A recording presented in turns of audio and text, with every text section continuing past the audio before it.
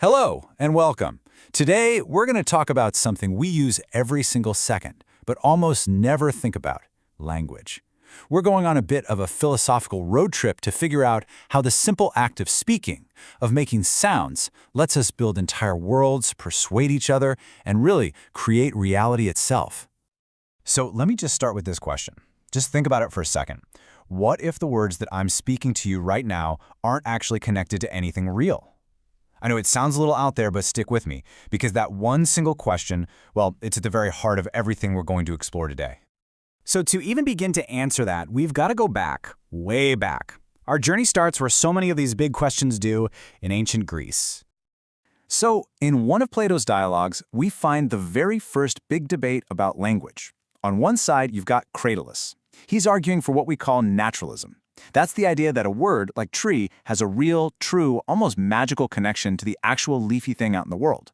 But on the other side is Hermogenes, arguing for conventionalism, basically saying, no way. The connection is totally arbitrary. We all just kind of agreed to call that thing a tree.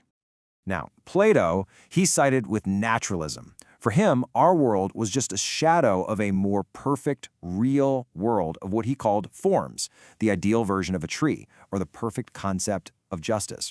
He believed our words weren't random. They were trying to point to these perfect forms. And, this idea that words have this deep, essential link to reality was incredibly powerful. It pretty much dominated Western thought for centuries. Okay, let's hit the fast-forward button. We're jumping ahead a couple thousand years to the 20th century, because this is where a philosophical revolution just completely flipped that ancient idea on its head. And for that, we need to meet Ludwig Wittgenstein, a philosophical giant who did something very few thinkers do. He completely changed his own mind. Early in his career, he had this picture theory, the idea that a sentence is only meaningful if it's like a photograph of a fact in the world. But later on, he tossed that whole idea out. He came up with something much more interesting. Language isn't a picture, it's a series of games. And the meaning of a word, it's just how we use it. So, what in the world is a language game? Well, think of it like this. In basketball, the rule against traveling with the ball is totally made up, right? It's arbitrary. But if Steph Curry breaks that rule, there's a real consequence. A whistle blows, the game stops. Wittgenstein said language works exactly the same way. The rules of grammar and all the social rules about how we talk, they're totally made up. But if you break them, there are very real consequences. They are absolutely binding. Right around the same time, another thinker, a linguist named Ferdinand de Saussure, was cooking up a similar idea. He said we should stop thinking about words and start thinking about signs. And he broke it down for us. A sign has two parts. You have the signifier, that's the physical word itself, the sound key, E-Y. And then you have the signified, that's the mental concept, the idea of a key in your head. But here is Saussure's big radical move. He says the link between those two things, the sound, key, and the idea of a key, is completely 100% arbitrary. There's nothing key-like about the sound. So how do we get any meaning at all? Well, it all comes from difference. A traffic light works because we all agree that green is meaningful precisely because it is not red and it is not yellow. Meaning isn't in the word itself. It's created by the whole system. Okay, so we've got this system of arbitrary signs that get meaning from how they relate to each other. It sounds a little shaky, but it feels stable enough, right? Well, get ready. This is where the whole thing starts to unravel. And this brings us to a huge idea from post-structuralism and a philosopher named Jacques Derrida. Think about what happens when you look up a word in a dictionary. Let's say you look up the word text. The definition says a set of symbols. Okay, so now you have to look up symbol. The dictionary says that's a representation. Okay, so now you have to look up representation. You see what's happening? You're just chasing one word to the next, one signifier to another, in a kind of endless loop, and you never actually land on some final, solid, real-world meaning. This is what leads Derrida to his most famous and maybe most misunderstood statement: we can never step outside of the text.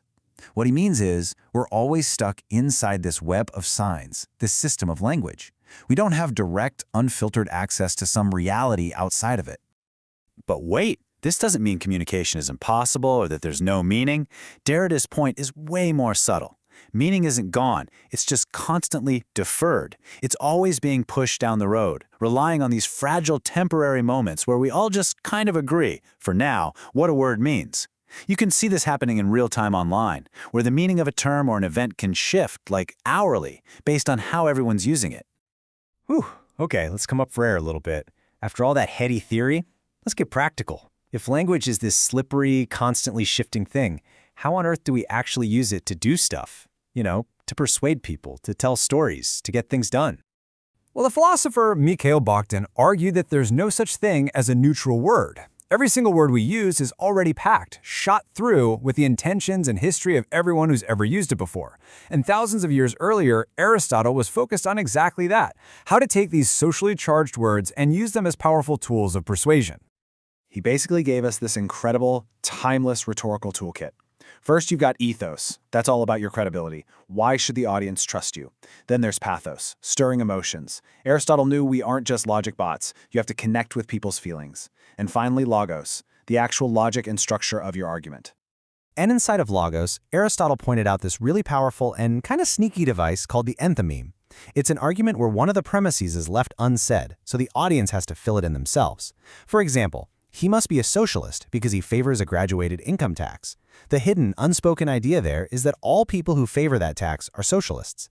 It is incredibly persuasive because it makes the listener an active partner in building the logic, whether that logic actually holds up or not. You see this everywhere, from commercials to political ads. Okay, let's bring all of this home. We're going to pull all these different threads together and see what they look like in our world. Right now, we've gone from words as a reflection of reality, to words as a game, to words as persuasive tools. But what happens when the tools we've built become more real than reality itself? The thinker Roland Barthes looked at modern culture, everything from wrestling matches to laundry detergent ads, and he saw signs operating on a whole new level. He talked about healthy signs, which are honest about being man-made, and then these more dangerous, ideological signs. These are the ones that disguise their arbitrary, constructed nature and try to pass themselves off as natural, as just the way things are. Think about an ad showing a big SUV alone in a pristine forest. It's not just selling a car, it's selling the idea that buying this thing is a natural expression of freedom and family. And this leads us to our final and maybe most mind-bending stop, Jean Baudrillard. He took all of this one step further.